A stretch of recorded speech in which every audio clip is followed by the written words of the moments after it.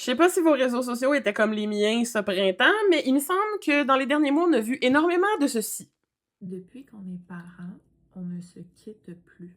Get ready with me pendant que je te parle de toutes les affaires que j'aime pas dans la vie. Hot take, la neutralité, ça existe pas vraiment. Ouais, je parle des info-influenceurs. Comme tannée d'entendre ce terme-là. T'as de l'air jeune pour ton âge. Oh mon Dieu, tu fais pas ton âge. Première chose, c'est que je peux maintenant regarder mon compte en banque sans faire le saut. Après des années à prendre la pilule sans trop poser une question, j'avais envie de savoir mon cycle. La journée où j'ai découvert mon anxiété, je m'en rappelle beaucoup trop bien. J'étais en 6e année dans un programme d'anglais intensif. Et là, je vous ai sorti des exemples de créatrices qui utilisent le fameux lip gloss trick dont Alex Plick a parlé dans les médias, puis qui a fait beaucoup jaser en fait sur Instagram parce que dans les médias, on publié l'extrait, je vous le mets ici.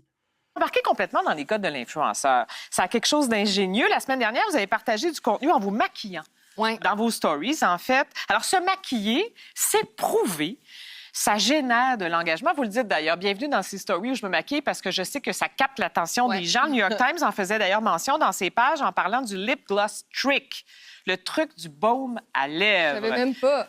Puis là, si je vous parle de ça, c'est pas pour chialer ou pour dire que c'est pas quelque chose qu'on devrait faire, en fait, parce que je m'y suis adonnée moi-même à me maquiller en papotant l'été dernier. Utiliser un hook, ça peut être une stratégie tout à fait consciente, mais c'est aussi quelque chose de fondamentalement naturel et normal pour peu qu'un créateur de contenu ait un peu le sens du storytelling. Ça se fait vraiment naturellement et organiquement, fait que c'est pas nécessairement là pour vous tromper et pour faussement retenir votre attention.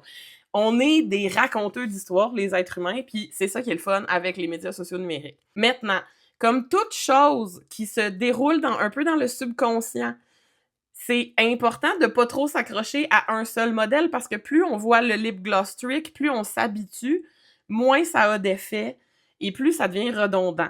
Fait que ce que je suggère pour le grand public, c'est écoutez la liste puis vous allez pouvoir vous amuser à les repérer maintenant sur toutes les plateformes que vous consultez, chez vos créateurs de contenu préférés. Et si vous êtes un créateur de contenu, prenez des notes là, pour varier vos accroches en début de vidéo. Ça va juste faire quelque chose d'un petit peu plus dynamique pour tout le monde.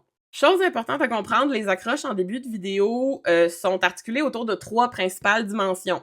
La dimension visuelle, la dimension verbale et la dimension psychologique. Si vous êtes un warrior de l'accroche, vous pouvez utiliser les 3 en même temps, à vos risques et périls. Dans les hooks qui fonctionnent le mieux en ce moment sur les médias sociaux numériques, il y a 4 principales approches. Les accroches qui mettent sur la curiosité, celle qui met sur la perturbation visuelle, celle qui met sur des résultats rapides, et quelque chose qui se rapproche plus de l'identification personnelle. Chose certaine, il faut toujours s'assurer que notre accroche, elle se situe dans les 3 premières secondes de la vidéo. Sinon, vous avez déjà perdu